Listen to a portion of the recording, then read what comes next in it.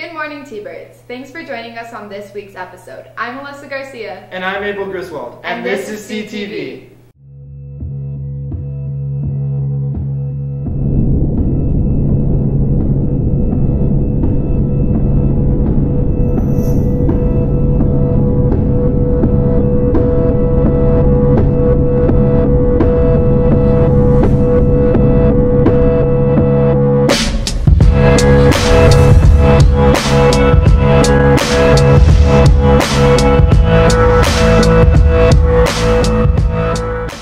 From freshmen to seniors, students all across campus have been stressing about the upcoming deadline for community service hours to be logged in.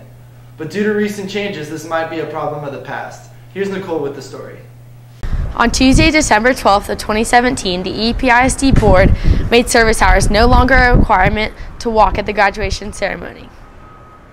I don't have a philosophical problem with the idea of community service, but I think the number of hours was awfully high, and there were some real kinks in the procedures and in helping kids get really fully informed. So I think it's probably for the best that they backed off on the requirement. Personally, I think I would do community service if it wasn't a requirement, because I do think that it is important to give back to the community. And I think by the EPISD choosing to remove the mandatory 120 hours, it makes community service more meaningful because it's not mandatory. As far as attendance goes within the community service committee, I think it might drop a little bit, but it also has its benefits because the people that will be showing up for the meetings are the people that actually want to do community service for the right reasons instead of just trying to fulfill a requirement. Seniors who have completed all 130 service hours will be rewarded with an extra cord at the graduation ceremony. We always have students that even before this was a mandated requirement, students would do service hours because there is a cord that they can earn if they complete so many service hours while they're in high school that they get, just like, you know, if you have dual credit or if you're in like Spanish Honor Society, you know, they have all the cords that they get to wear at graduation. So there are plenty of universities that don't necessarily mandate any kind of service hour or volunteer hours. They like to see it because it shows, again, like a whole, you know, a well-rounded student. But I don't know, for some universities that may be a problem, but for a lot of them, you know, students would be okay if they don't have any volunteer hours. This is Nicole Poissant reporting from CTV. Next up, we have Ethan with sports. Hi there, welcome to Bed Cheese. Hello, can I get a shake? Of course, what kind of shake would you like? Can I get the cookies and cream? One cookies and cream, coming right out. Hey man, did you hear that? You're one. You have to have heard that. Dude, I don't know what you're talking about. One cookies and cream shake.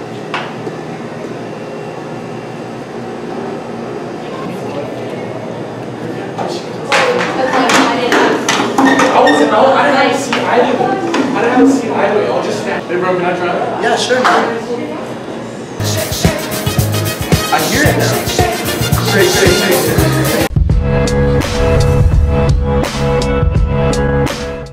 This is Ethan with sports.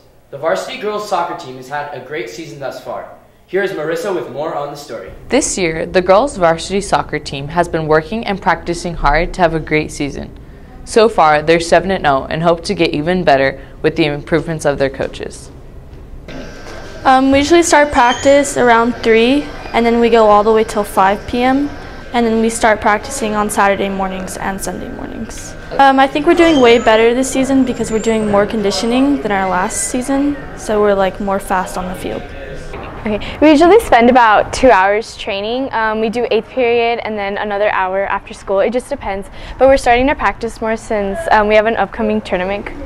And also last year we didn't really make it to, we didn't really go as far as we did the years before. So our coach is really like getting onto us, and we're starting to like work out more, run, and we're just starting to practice more and like start training harder than we were before.